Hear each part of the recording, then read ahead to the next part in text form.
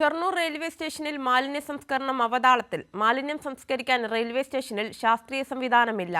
മാലിന്യം സംസ്കരിക്കുന്നതിനായി ഷൊർണൂർ റെയിൽവേ സ്റ്റേഷനിൽ സ്ഥാപിച്ച ഇൻസിനേറ്റർ കാടുകയറി ഉപയോഗശൂന്യമായിരിക്കുകയാണ്.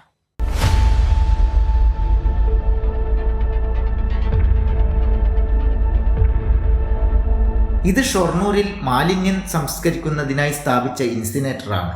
എന്നാൽ കാടുകയറി ഉപയോഗശൂന്യമായി നശിച്ചു. റെയിൽവേയുടെ കെടുകാര്യസ്ഥത മൂലം സംസ്കരണം നിലച്ചു. മാലിന്യ പ്രശ്നം രൂക്ഷമായപ്പോൾ റെയിൽവേ സ്വകാര്യ കമ്പനിക്ക് മാലിന്യ നിർമ്മാർജ്ജനത്തിന് കരാർ നൽകി.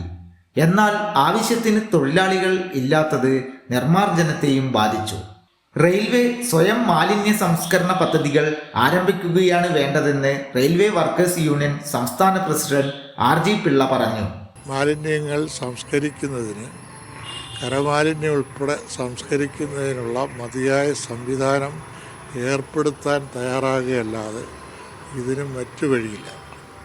കൂടുതൽ മനുഷ്യശക്തിയെ മാത്രം ആശ്രയിച്ചുകൊണ്ട് ഈ മാലിന്യം കൈകാര്യം ചെയ്യുന്നതെന്ന് പറയുന്നത് തികച്ചും അശാസ്ത്രീയമാണ്. അത് തൊഴിലാളി വിരുദ്ധമാണ്. അങ്ങനെ പാടില്ല എന്നുള്ളത് സുപ്രീം കോടതി പ്രത്യേകിച്ച് പറഞ്ഞിട്ടുള്ളതാണ്.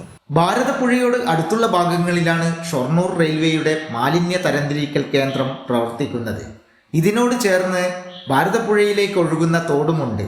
ഇതിലൂടെ പുഴയിലേക്ക് മാലിന്യം ഒഴുകുമോ എന്ന ആശങ്കയും പ്രദേശവാസികൾക്കുണ്ട്.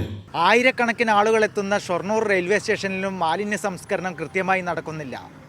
ക്യാമറമാൻ മഹേഷ് പാലക്കാടിനൊപ്പം സച്ചിൻ വള്ളിക്കാട്, കൈരളി ന്യൂസ്, പാലക്കാട്.